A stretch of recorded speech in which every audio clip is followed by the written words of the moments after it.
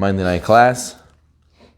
Tonight's topic will be the laws of Shomer Negiah, which means guarding yourself from touching who? Touching the opposite gender. And there is much discussion on this topic. So we need to understand that, like we said by the Yichud class, the laws of seclusion, that person has to be very careful when it comes to immorality. Because by immorality, there's a tremendous desire, and a person could easily confuse himself and reason with himself, rationalize why things are permitted even though they're not. And we know, we said many times over from the Gemara, that ein apotropos la'arayot, there is no guarantor, there is no person who can clarify and say that I know I'm not going to fall on this test, or I know I'm not going to go overboard, or I know I'm immune to this desire for immorality. It's very hard. It's basically impossible to say such a thing. So Shulchan Aruch says in Siman Chaf Aleph in Even Ezer, Sif Aleph, Tzarich Adam litarchek me'anashim me'od me'od. Person has to stay far away from women, very far. It's a very interesting thing. I spoke to someone one time and I told him, we need to stay away from women. A lot of bad things can happen. Wait until you're married. But until then, stay away from women. Don't hang out with girls. And he said, but Rabbi, if I don't hang out with girls, God forbid, you could lose your desire for women. God forbid you could become someone who is of the other type, who likes, God forbid, men or something like that. And I said to him, that's not true. That's even though there's people who claim that, I think it's a claim from the Yetzer Hara. And also on top of that, it's the Jewish people has halakha, and halakha says to stay away. And halakha is going to lead you to such a sin, to be that type of person. And all the great religious Jewish people who kept the halakha, we see so many of them turned out that way. No, we didn't. So the person who says such a thing most likely is the rationalization of the Yetzer Hara, and he didn't put so much thought into what he said.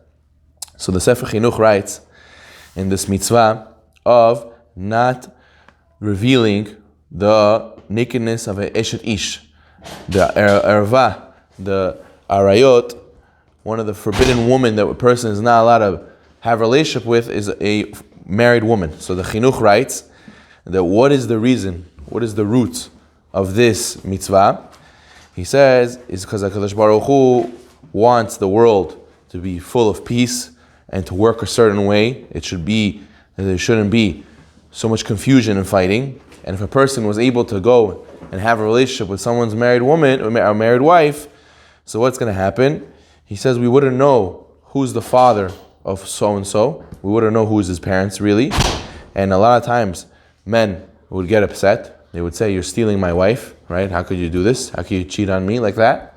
And it will lead to a tremendous amount of immorality, tremendous amount of lack of peace, and a tremendous amount of obstacles. So therefore the Torah says to save yourself from all these things, a person has to stay far away from having a relationship with someone who is married, a married woman. And it can be that a person doesn't realize right now what's going on. He doesn't think it's a big deal, but spiritually he's damaging himself, and just from a logistical point of view, it doesn't make sense either.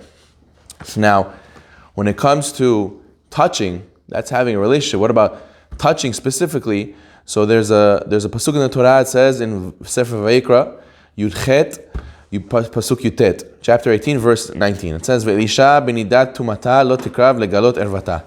And to a woman who is nidah, when she has the impurity of nidah, which means that she had her menstrual cycle, lo tikrav legalot ervata.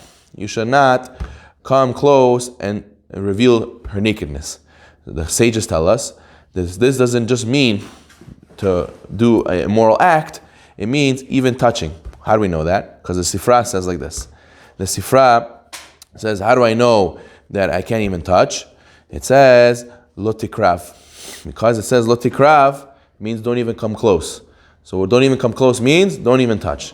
And how do we know that not just a nida. Maybe this pasuk is only talking about a nida. How do we know every single type of woman that's forbidden to have a relationship with you can't touch either?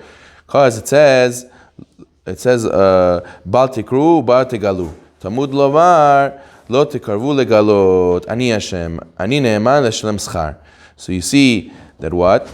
Because it says don't come close to reveal, the word don't come close to reveal is coming to include all the other forbidden relationships. The Rambam writes that a person is commanded from Deraita or Derabanan, from the rabbis or from the Torah. Is it to be Shomer Negiah? Says the Rambam, he says, the Torah commanded us to not come close to one of the forbidden relationships, even chibuk, hugging, nishika or kiss, and anything similar. He says it's a sur from the Torah because he quotes the pasuk that we mentioned before. The Rambam in Hilchot Isur Bia, he says the same thing. He says, however, does one of these acts, hugging, kissing, touching, for a desire, with having in mind to get benefit or get pleasure from it, Harei ze lokeh min Torah. He gets malkut. He gets lashes from the Torah if he goes and he hugs and he kisses or he touches for pleasure. The Ramban, Nachmanides, argues, and he says, no, being Shomer Negiah is a mitzvah derabanan. It is only a prohibition rabbinically. The rabbis are the ones who said that you cannot touch. The Torah only said to not have an actual immoral activity, immoral relationship, but he says it's derabanan. He says this, that we quoted the pasuk from the Sifra, this we quoted the pasuk before, don't come close to reveal. He says it was only a smachta. He says it was only a verse in the Torah the rabbis attached their prohibition to, but still it's rabbinic in nature. So we have come out, we have Machloket, Rambam, and Ramban. Who do we follow? So the Betyosef, he writes in Siman Kuf Tzadi Hey Yordea, he says, touching someone who is forbidden to you from the Torah, right? He says, let's say you have a case where it's pikuach nefesh. Let's say he was talking about a lady was a nida and her husband is a doctor. And he had to feel her pulse, or he had to do some sort of procedure on her, and it involved touching her. Problem was, if she's nida, he can't touch her. So how is he supposed to help her? How is he supposed to heal her? How is he supposed to do the procedure if she's nida and he cannot touch her? So maybe you'll say, if her life's on the line, if it's pikuach nefesh, it should be permitted. Says the Betyosef that according to the Rambam, who holds his deoraita, we know that the Gemara Masechet Sanhedrin says a famous story. What was the famous story over there? There was a person who had a tremendous desire for a certain woman. He got so lovesick, the doctors told the rabbis that this person, if he does not go and have a relationship with this girl, he's going to pass away. That's how much of a desire he had for her. Then the Gemara says that the sages said, we know that one of the three cardinal sins is immorality, Gilui Arayot, and it's one of the sins that you have to be willing to give up your life for and not do the sin. So they said, better he should die than to do an immoral act to this girl. So then the Gemara says that the people suggested maybe he should see her immodestly and not do anything, but just see her immodestly. Maybe that'll calm him down and take away his sickness. The Gemara says that this is considered avizrayu, the Gila Arayot. This is something that's considered an offshoot of immorality, and even if for an offshoot of immorality, you also have to be willing to give up your life. The Gemara said, let him talk to her through a mechitza, let him hear her voice. The Gemara said also, better he should die than to do a sin. So you see that even things that are an offshoot of immorality, the Gemara says there's a halacha of yareg al yavor, better to die than to transgress it. Says the Betyosef, according to this, a guy who is a doctor and his wife is nida, she's sick, according to Rambam, touching her and he might get pleasure from it, it's under an offshoot of Gilui Arayot. It's just like in that Gemara we said, even to look at her, he was supposed to die and not do it. So to over here, maybe it would be yareg al yavor, you should give up your life and not do it. And therefore he says, seemingly according to the Rambam, it would not be allowed in that case. And therefore, we learn from there in any situation that it will be also asur, even if you have no intention of touching for pleasure. Let's say you go, and we're going to talk about soon, a lady does business with you. You sell a house, you're a real estate agent, you sell a house to a lady, and you finish the deal, and she sticks out her hand to shake your hand. Are you allowed to shake her hand? We're going to talk about it in a minute. Another situation that comes up is when you sit on a bus, you sit in the subway, you might be touching people, you might be bumping into people. Is that allowed? Is that okay? So we're going to talk about it, but what we're saying is you need to know this fundamental idea, this that the Rambam says, and the Betyosef explains it, that according to the Rambam, it is a prohibition from the Torah to touch the other gender for having pleasure. And the Betyosef says, even if you're not having pleasure, he was talking about a doctor trying to do a procedure on the woman, taking her pulse or whatnot, you could claim he's not doing it for pleasure, he's doing it to take care of the person. Even over there, says the Betyosef, it is, according to Rambam, it has potential to be considered an offshoot of immorality, which the Gemara says, better to die than to do the sin. So it comes out, there is a famous, one of the famous sages, I forget his name is slipping me, I think it was the Yaakov Yosef, Rabbi Yonatan, he says, people go outside today and they don't necessarily, they're not meticulous to guard their eyes. They look at women who are married, women who are nidah, and so on and so forth, goyot, and they're not dressed modestly. According to the Gemara, we said Masechet Sanhedrin says that they suggested he should see the woman modestly, and they said better he should die than to look at her. So the Yaakov Yosef says, all the people walking outside today, you should know, if a goy put a gun to your head and told you, look at these women passing by, you would have to be willing to give up your life and not to look at them. And people do it willingly today. People willingly go outside and look. And you have to realize that there is Avuzai the Gila Rayot over here. There is an offshoot of immorality, and an offshoot of immorality, the Gemara says, you also have to give up your life for, not do it. So you see that it's very important to take this matter seriously. There are some people who make a misconception. They say, Rabbi, I'm not Shomer, as if it's optional. They think, when there was the mitzvah, they thought they can just sign up. There's a sign-up sheet, which mitzvah you want to keep or not. And they thought that when it comes to Shomer, I didn't sign up, so it's optional. You have to realize that's also a mistake, and we have to keep all the mitzvah. They're all the same. They're all equal. It's Mishnah and Pirkei Avot. You have to treat the light mitzvah like the harsh mitzvah. They're all the same. We cannot pick and choose. And therefore, just like a Jew cannot say, well, I'm a Jew who keeps all the mitzvah, but pig I eat. I'm a Jew who eats pig. Kacha, that's how I decided. So too, that doesn't make sense. So too over here, you can't say I'm a Jew who doesn't keep Shomer. I have to keep Shomer. What do you mean? It's another one of the mitzvot. Just like I don't eat pig, I also don't touch people of the opposite gender, obviously until marriage. So a person has to realize that you should not think it's optional to be Shomer. Everyone must be Shomer. Rabbi, quick question. Yeah. Let's say in this situation, like you said, you're a doctor, your wife's in need, and you do it to save her life. Can you do tshuva after? So according save to her life. You don't want to kill her. You do what you gotta do. You save her life, and then you just do tshuva heavy after. Okay, so you person can't do something wrong and then say I'll do teshuva for her after. But the reason why it'll be okay is because at the end of the day he had someone to rely on, because that was only one opinion. We're going to see the Shach argues, and the Shach says that even the Rambam, right? Even the Rambam, the Shach in Siman Kuf Nun Zayin, he says that even the Rambam would agree when I'm doing it not for pleasure, it's not a sur anymore. There's a machlok. The Betyosef understands the Rambam that it's a sur from the Torah to touch the opposite gender, even in a case where you don't have pleasure. But the Shach argues, he says, no, if you're touching her not to have pleasure, and you didn't have pleasure, you didn't do anything wrong, even according to the Rambam. We said Nachmanides with the Nun, Ramban, he says it's only the Rabbanan. In a case where you don't have any pleasure, you can understand why the Ramban would permit it.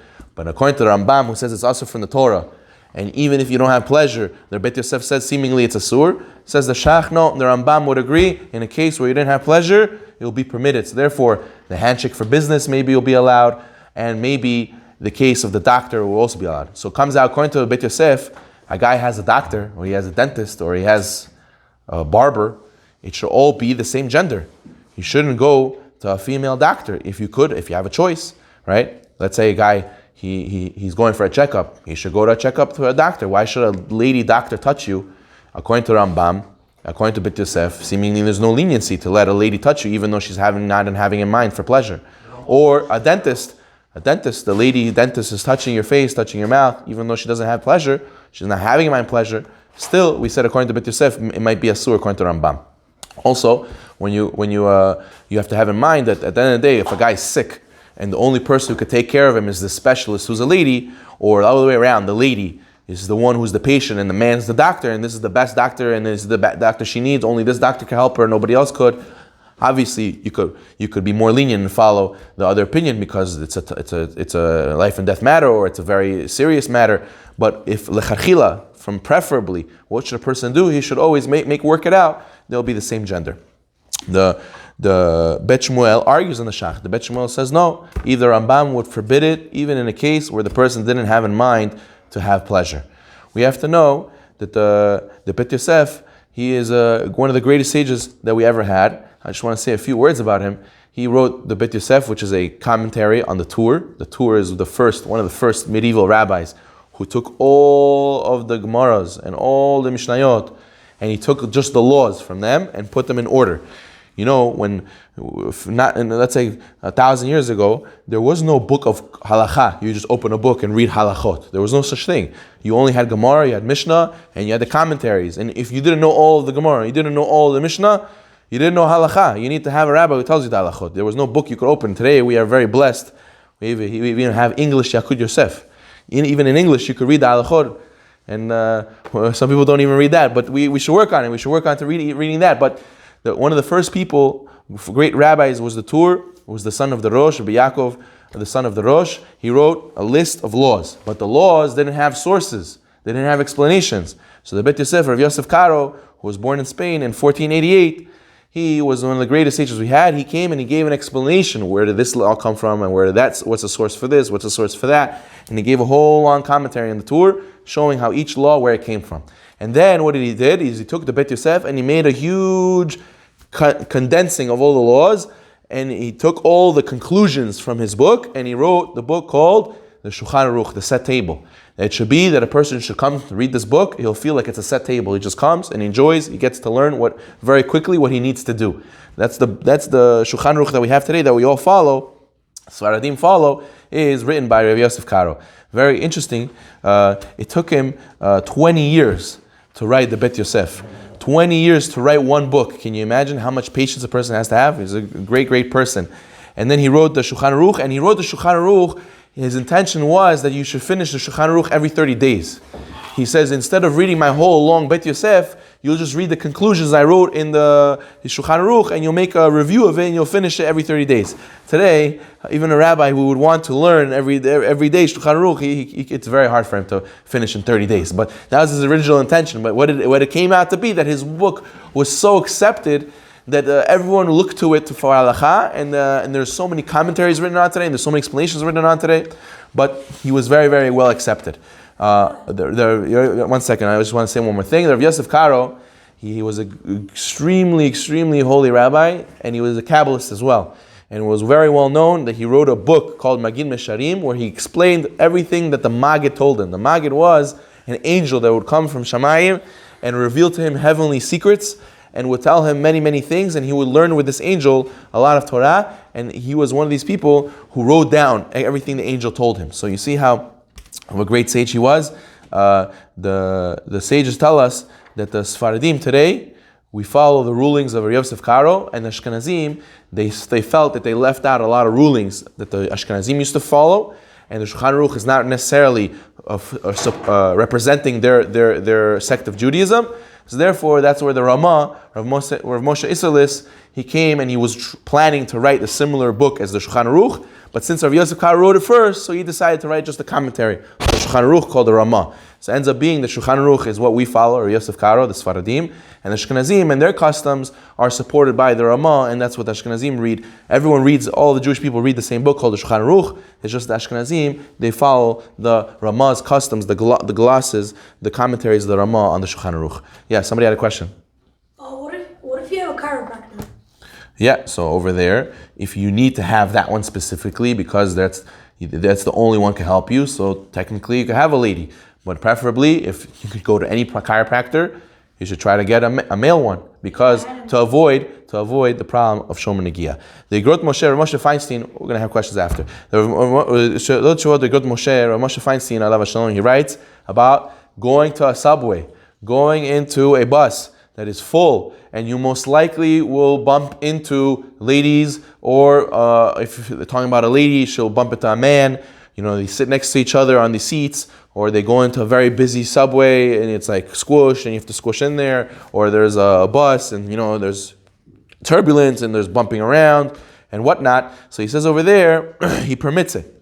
He says it'll be allowed because over there, he says, he follows the Shach. The Shach says that if you have no intention of getting pleasure, it will be permitted, and even the Rambam would agree that it will be permitted because he's not having you're bumping into these people by accident. You're not having in mind to have pleasure.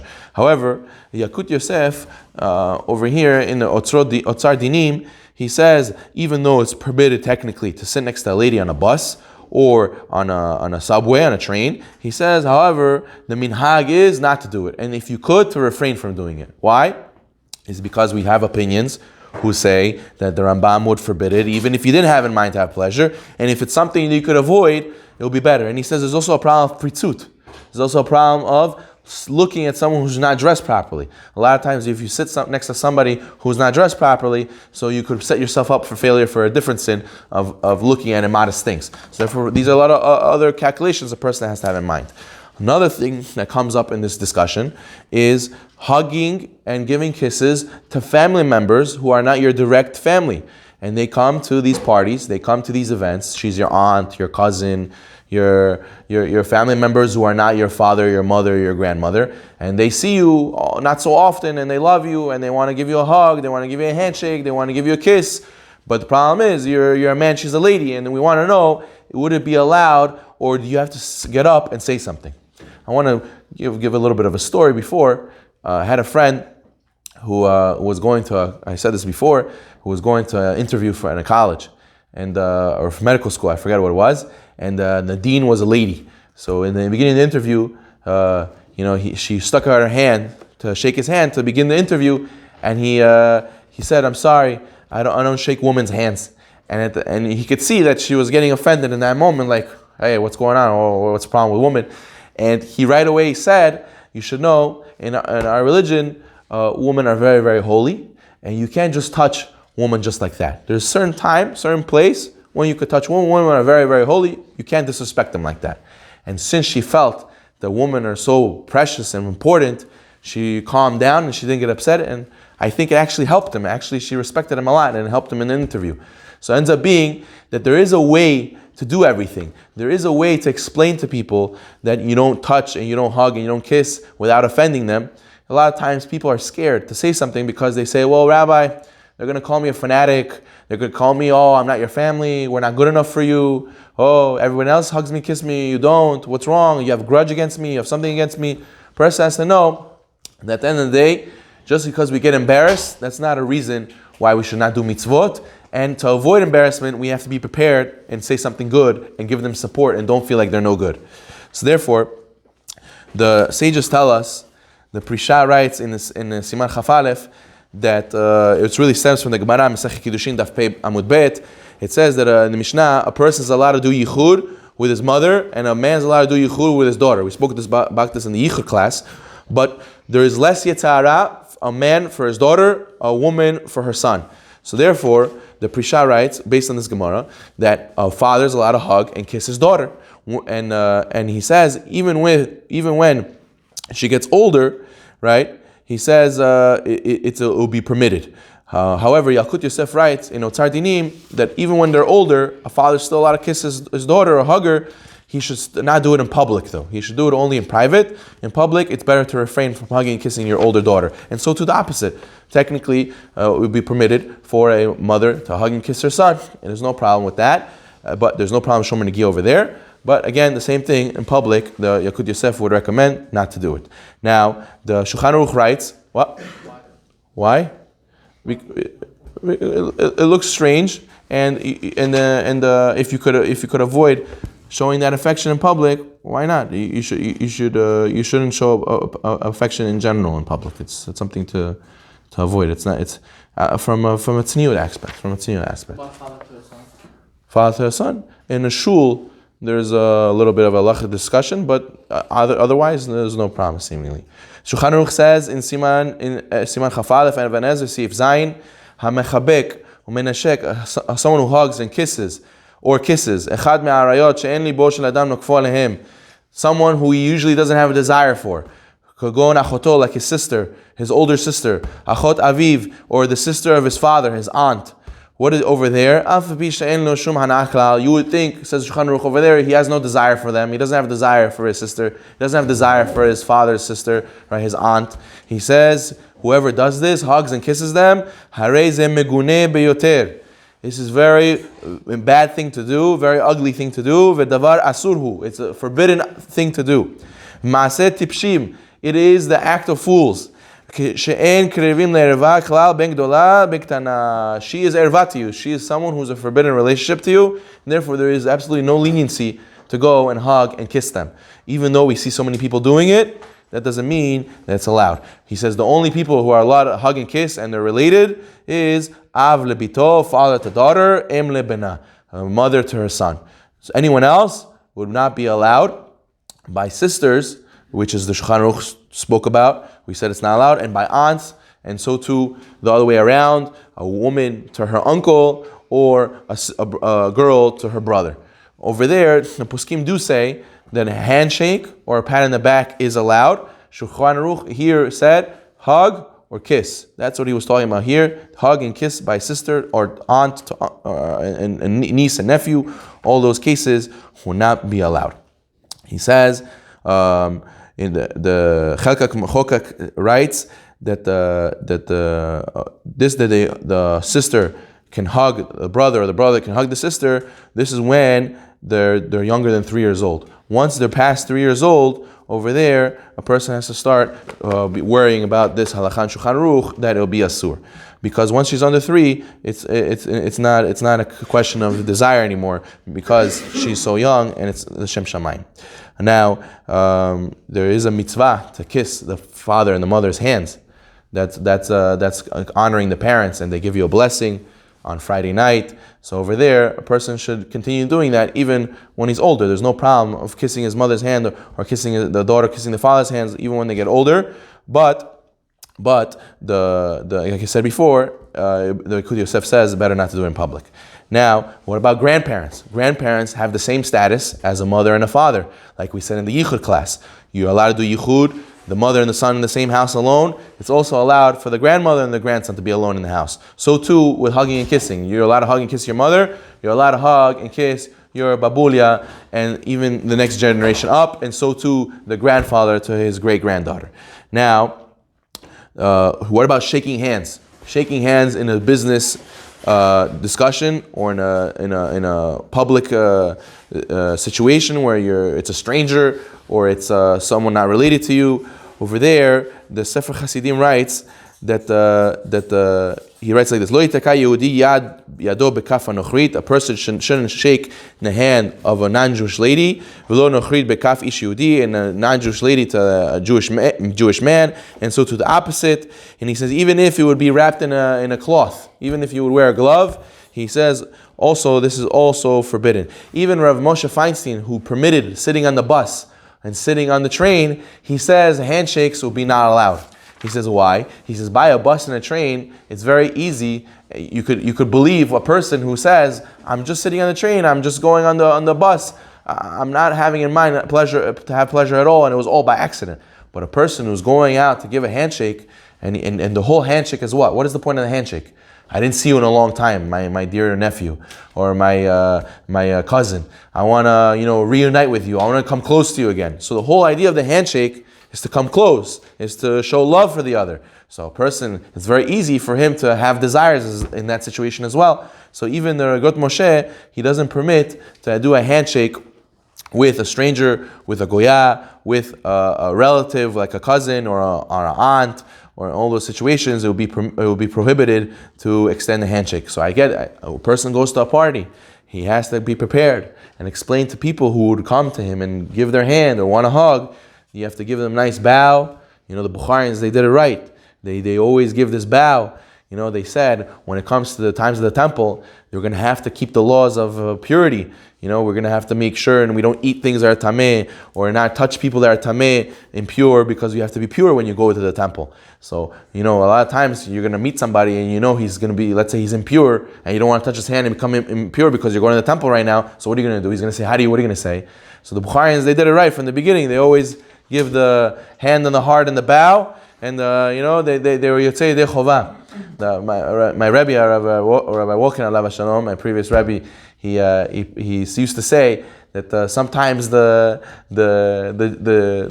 bow with the hand on the heart, it could be interpreted in different ways. He used to say, some guy you see, you're so happy, you're like your hands on your heart, you say, wow, I want to give him honor, I'm so happy. Some people, you see this guy, oh no, my heart hurts, I saw this guy, unbelievable, I wish I didn't see him. But most of the time you can get away with bowing with the hand on the heart, and nobody will be offended. And if you feel they got offended, you have to explain to them, I'm not doing it because something wrong with you. I'm doing it for a religious reason, and I'm doing it because Allah said so, and it's a mitzvah. We're fulfilling a mitzvah now by not doing it. And you have to realize women are very holy, and that we don't touch them in every situation, and they'll respect that. Even today, in our society, a person, by the goyim, you have to call them by the pronouns that they want to be called by. You have to call me a he, or you have to call me a she, or you have to respect what my religion, and God forbid you're racist, God forbid you're offending me, So a person has to realize today, if a person says, I have religious freedom and I'm doing it for religious reasons, a lot of people will understand that people are becoming more and more sensitive to each other today. So if a person has no reason why he shouldn't say anything, of course he should say something and say, I don't shake hands. The Mishneh Halachot says, and there's some people, the Shalot Mishneh Halachot says, some people say, well, Rabbi, they're going to be embarrassed. They're going to get embarrassed, and derech eretz kadma leTorah. Having manners comes before the Torah. That's first. You have to be a man, you have to be an honorable person, and then do the mitzvot. You can't have no manners and keep mitzvot. And it's not having manners, not giving the handshake to somebody. And you have to realize that having manners is when you wouldn't be doing something wrong. If I came to sit in shul and I just took your chair, right? So it'd be wrong. You're right. I'm not having manners. How could I come to shul to do a mitzvah? I'm not having manners, and I just sit in your chair. But the flip side is, I should have done what? I should have gone to a different chair. I had another option. Here, what other option I have? The other option is I should shake your hand, but I'm doing something wrong. I'm doing asur, something against the Torah. So what? Now I'm going to go and not shake your hand, and you're going to get offended. Therefore, I should do something wrong. Because you got offended, so I should eat pig, or I should break Shabbat because you get offended. If we use these rules of getting offended, so then you'll push off any mitzvah in the Torah, and you'll get away with anything. So therefore, a person has to know that the Torah comes first. Obviously, we don't offend them and tell them they're bad, or they're no good, or I have something against them. They should never misunderstand you and think that you don't want to shake their hand because you have grudge. Rather, a person has to be explicit and say, I want to show my love in a different way, and I want to keep the halakha. It's a big mitzvah. So at the end of the day, a person has to make sure that he's Shomer Negiah. Everyone has to be Shomer Negiah. It's not an optional thing. A person has to know that you're allowed to go on a bus, you're allowed to go on a subway that's a little bit jammed, and you have no intention of touching the other gender. But according to Rambam, it's a surah from the Torah to touch somebody from the other gender. And according to the Betyosef, it seemingly would be even in a case where you don't have intention to have pleasure. So, or the doctor you go to, or the situations that come up that you have a choice which gender to choose, you should try to choose the same gender as yours to avoid the situation where you might touch, even in a case where they have no intention of having pleasure. Yeah? What wants to be on the train? There's a lady right next to you. So technically you're allowed to sit next to her. Technically it's permitted, but if you could avoid it, better to avoid it. If technically that's the only seat, you can wait for the next one, so wait for the next one. If you have no choice, you have what to rely on. Yeah. Me and my brothers have a doctor that's a woman. So what do we do about that? So if you could, you should switch it. You should switch it to a male doctor. And if you cannot, we'll speak again. But if usually it's because my insurance accepts them, or it's because that's who my doctor was since the beginning, but it just takes a phone call to change who your doctor is, and to ask around, ask other people who go to doctors and see if any of your friends or any of your other families they go to a male doctor and which doctor they recommend, and it'll probably be very easy to switch. Yeah. So, let's say I have a sister that's 2 years old, and I'm like 4 years old, and my sister wants to hug me. It's fine. It's permitted. It's 100% permitted. Now, Quick question, Rabbi. yeah. So, correct me if I'm wrong. King David, he had a servant who was a female, and she used to sleep with him to keep him warm, Right. right? Right. So how come that was permitted? You got pleasure, maybe They not didn't sleep. they slept together. No, they did not. Correct me if I'm wrong, Rabbi. I'm not familiar with the off the top of my head. That was the tikkun that he shouldn't sleep with her. You're correct. We'll speak about it at a different time. I have to look into it. Off the top of my head, I'm not ready to answer such a question. Now, what we need to speak about in the next class, or we have time now, we'll touch a little bit, is when it comes to having mixed dancing. Mixed dancing is a very sensitive topic where this idea of Shomer Negiah comes up a lot, and people became desensitized, and people thought it's okay that I dance with another guy's lady, another guy's wife, or it doesn't mean anything, it's not special, and just to show how the whole idea of the Torah is the opposite of that. That the reason why a person has to be Shomer Negiah is because if a person is accustomed to touching from the beginning of a relationship, he won't give it the appropriate importance to every step of the relationship, right? This comes a little bit to being mature. If a person always gets steak, right, he will come to not appreciate steak, right? He gets tired of it. He doesn't see the importance of it, the beauty of it, the specialty of it. But if a person has it not so often, a person saves it for a special occasion, he saves it for a birthday, he saves it for an anniversary, it's that much more fulfilling, it's that more special. Same thing over here. If a person accustoms himself to touch a woman and he doesn't keep the halachot, he becomes desensitized. He thinks that touching women is not so special, and when he does touch them, it doesn't have that specialty like it used to. And on top of that, a lot of times young guys who go out with young girls and they're not Shomer Negiah, their relationships are not really deep and meaningful. A lot of times it revolves around touching, it revolves around physical desires, and it's not really about the compatibility of the two people. It's not really if she really is for me or am I really for her. Does her goals make sense as the same goals as mine? Do I see myself working with this person to reach my goal in the service of Hashem? Rather, a relationship very easily turns physical, only about physical. It's about how good looking they are, and how much pleasure I get from them, and anything more than that, it doesn't exist. So therefore, the Torah says there's no point in having such a relationship. The real deep, meaningful relationship is only going to be when a person is Shomer Negiah, and therefore when they get married and touch does become permitted, is that more special, and the relationship is actually deep, meaningful with emotions, conversation, compatibility, and not just physicality. So therefore the person is only investing in himself and doing betterment for himself when he is Shomer Negiah. Now, back to the mixed dancing. When it comes to mixed dancing, over there we said that people become desensitized. They think it's not such a big deal. It's because in general they're not Shomer Negiah, so that's why they think it's okay to dance with somebody else's wife. But we know the Mishnah in Masechet Sukkah says that when they made the Simcha Beit HaShoeva, when they made the big party in Sukkot time in the temple, they used to build a big ramp and a big balcony in the Beit HaMikdash in order to accommodate the woman. Why they have to build a balcony? In order that the man should not see the woman, and there shouldn't be any mingling. So you see, when you have a party, when you have dancing, the women are supposed to be in a different area, and it's not supposed to be that they're all in the same area mixed. The balcony, you could see the girls upstairs. No, they can't. It's going to be very hard for them to see, and there's a wall over there. There's a slight wall that they have to peek over, and you'll be very hard to see them. Or like a lot of shuls do today, they have the best way to have mechitzah is when the Ezrat Nashim is on top, and a person will be embarrassed to look up in the middle of shul. Everybody will see him trying to stare at ladies. That's usually what shuls try to do today.